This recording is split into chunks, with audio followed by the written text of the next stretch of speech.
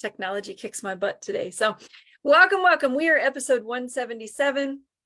This is a weekly episode during the school year, I think 11 a.m. Mountain Standard Time. If you can catch us live, if not, replays are available at this time. This is the time that works best for me. And craziness with kids, right? I have littles, so we got activities. How about that? But if you haven't met me, my name is Jen Gear. I have been in network marketing a while. I've been with Paparazzi for almost 12 years, and I truly love what I do. So if you have any tips or ideas, definitely share them with us. This topic today is all about the craft fair season. It is upon us. I'm telling you, school starts, then it's craft fairs, then it's holidays, and then it's a new year, right? It goes boom, boom, boom. At least it does in our house.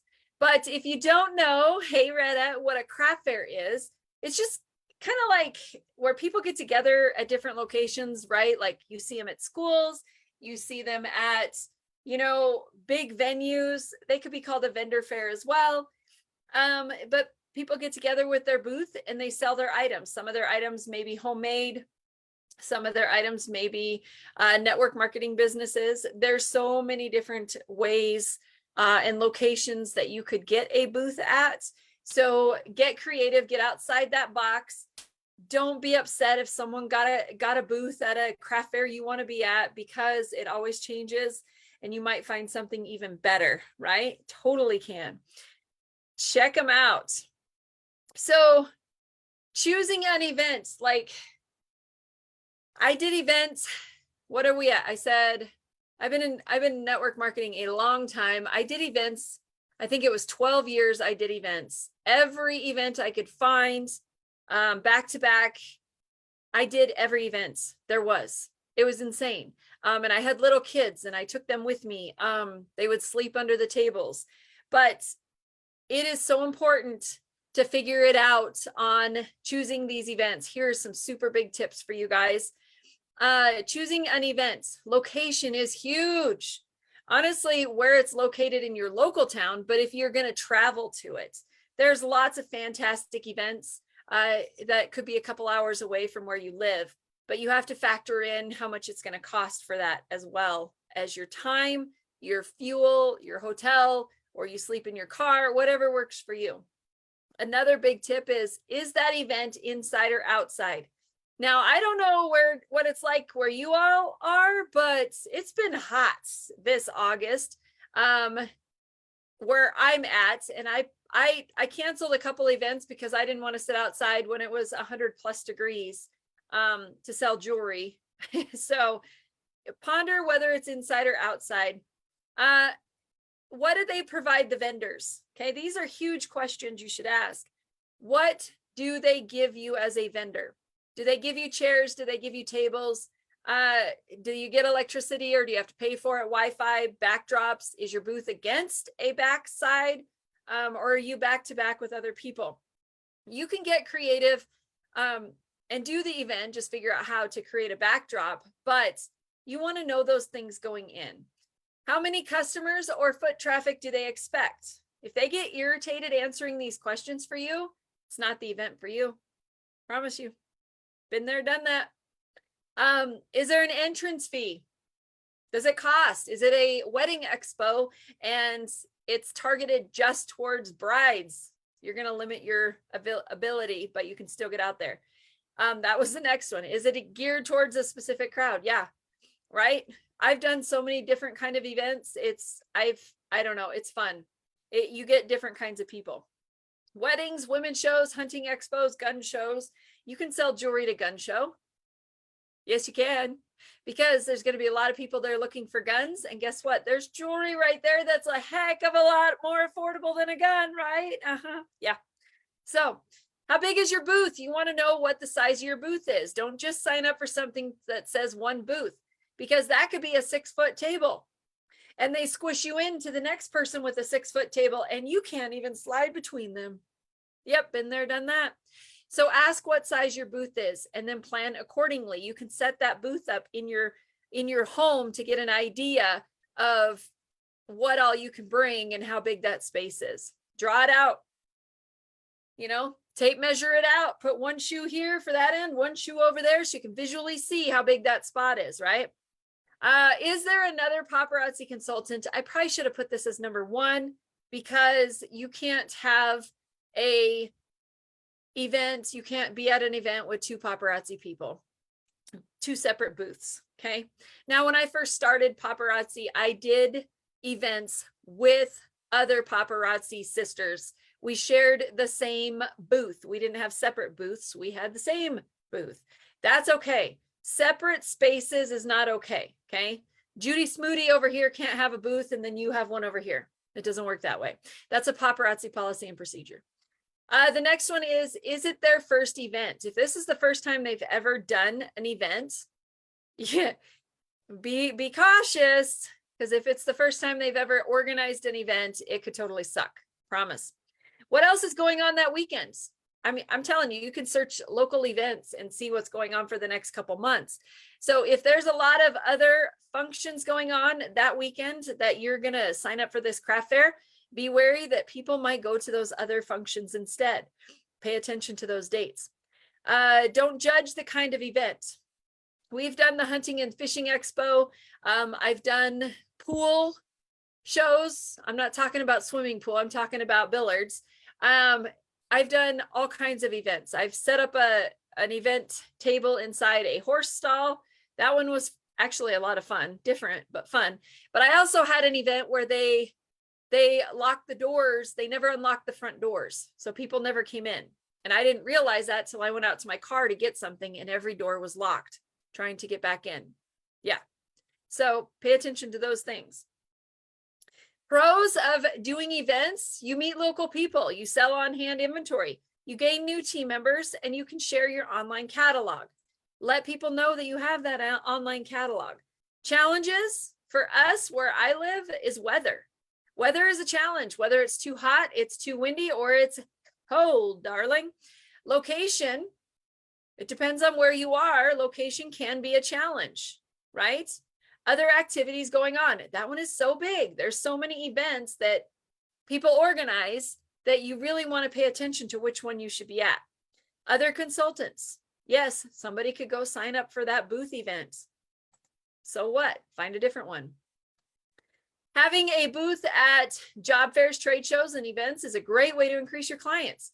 It is a great way. It's a great way to meet different people. It's a great way to sell your items. It's a great way to see your friends because you don't always see them, right? When you're out in public, you're like, oh my gosh, I haven't seen you since last year at the Home and Garden Show. Yep. The next one is simplicity is key. Now, speaking from experience, I had an enclosed trailer, and I'm sorry I didn't find the picture before I created this presentation, but there was over 3,000 different pieces of jewelry inside that trailer. People would come inside and they would be so overwhelmed that they would get overwhelmed and they're like, I don't even know where to start. Simplicity is key. I've learned over the years that less is more, and you'll actually sell more. You don't have to have a ton of jewelry. You can have it underneath the table and refill, because you want your booth to be eye-catching. You want it to be inviting, and you don't want a ton of clutter. It will draw people in. But the more stuff you have piled everywhere and it takes them forever to look at things, they get overwhelmed and move on.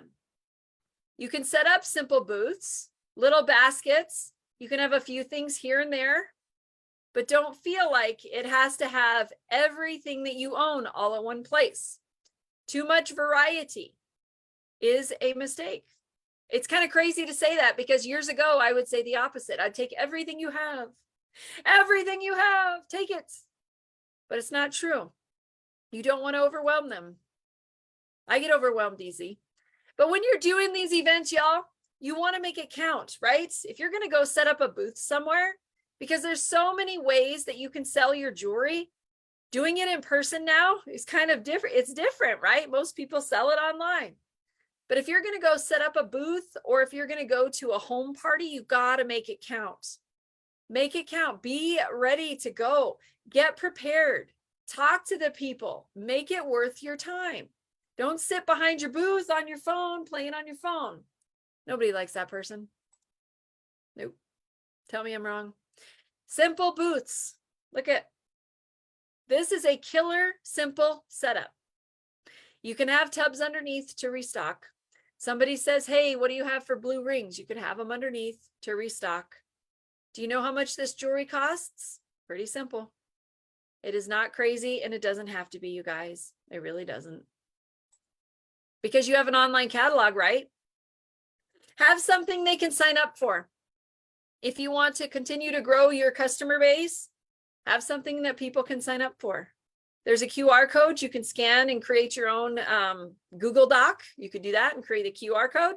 I prefer the paper option at events. Not everybody uses the scanning thing. It's completely up to you. Have both options so it's easy. Have your schedule ready. So if somebody wants to host a party in person or online, you're ready. You're figured out. You know what you got going on for that month. What do they got going on? Pencil them in. Have that stuff prepared. And when you're doing these events, share your products. Tell them that they can do what you're doing as well, right? How did you get started? They could do it too. Engage with people. Don't hide behind your booth. Stand out front of your booth and smile, right? Smile.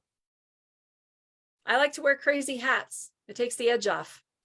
But you can have fun with your booths and set up cute little displays. This is a Christmas booth, and there's little gnomes and fun things you can get from the dollar store. Look at all the different ways. So many different ways to set up booths. If you search on Google or Pinterest, you can find all kinds of setups for booths. Just search paparazzi accessories booth setup. It'll come up. Do a trial run in your house, you know, setting up a space in your room. Really all that is like I said earlier, measure it out with tape measure, put a shoe there, figure out in your visuals, set up your tables, start setting everything up, and then take a picture for reference. So when you want to get it set up. Now, when you're packing all that stuff to go to an event, put it in something with wheels. I love suitcases. I buy suitcases from thrift stores and yard sales.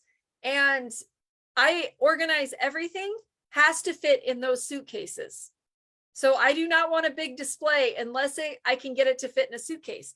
Because after you haul your stuff multiple times, you'll start to get a backache and a leg ache and a headache and an arm ache. I don't know.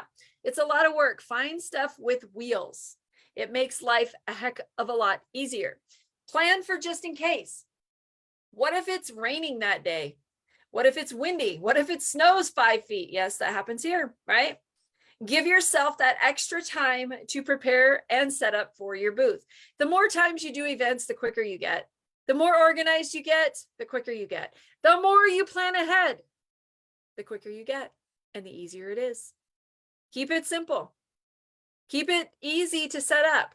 Don't feel like you have to, you know, have the fanciest place ever. This is super simple. These are just painted pegboards, and they're just leaning up against, they have like a thing on the back, kind of like how you hold a picture frame. Looks like an L, and it holds them up. Super simple. Super simple. This is an event checklist that I typed up years ago. It doesn't change much from the years ago. These are the handouts that you will be able to get from today's show. Extra tips. We talked about researching your events. Look it up. Ask that event organizer lots of questions. Ask them all kinds of questions. If they get annoyed with you, then you don't want to do that event. Just from experience. Now, here's a big one right here. Create your own advertising. There's 2 reasons to this. One, the event organizer might not have advertised for it, even though it's free to advertise on social media. Yeah, crazy, right? And you paid her a lot of money to have a booth there, and she just never posted it anywhere. That's never happened, right? Yeah. But when you create your own advertising on your personal Facebook page, Instagram page, TikTok, whatever you use, when you create it, guess who sees it? Your friends, your followers, your family, that's who sees it. Okay, so even if your organizer has an event and they created one, mimic what they did, but put it in your words on your page, and it will help so much more. and share that event to Facebook pages, TikToks, all the different things. Have fun with it. Okay. That's how you're going to let your clients know, and plan for fun. It's going to be fun. Events are a fantastic time. This is another tip on finding events. We kind of went over those in the beginning there. During the holidays or Mother's Day, summers, if you're doing a home party, something like that, you can find little packages to put your jewelry in, and you can create a bundle, little cute bags. I like to use stockings at Christmas time. You can have fun with that. Decorate it. Drop your email below if you would like a copy of these printables. That way we can send them out to you. The show notes from today for all of you that were able to catch us live. My name is Jen. Again, I do have a YouTube channel. It's a training channel. Make sure you like, subscribe, share those bad boys out. You can always check my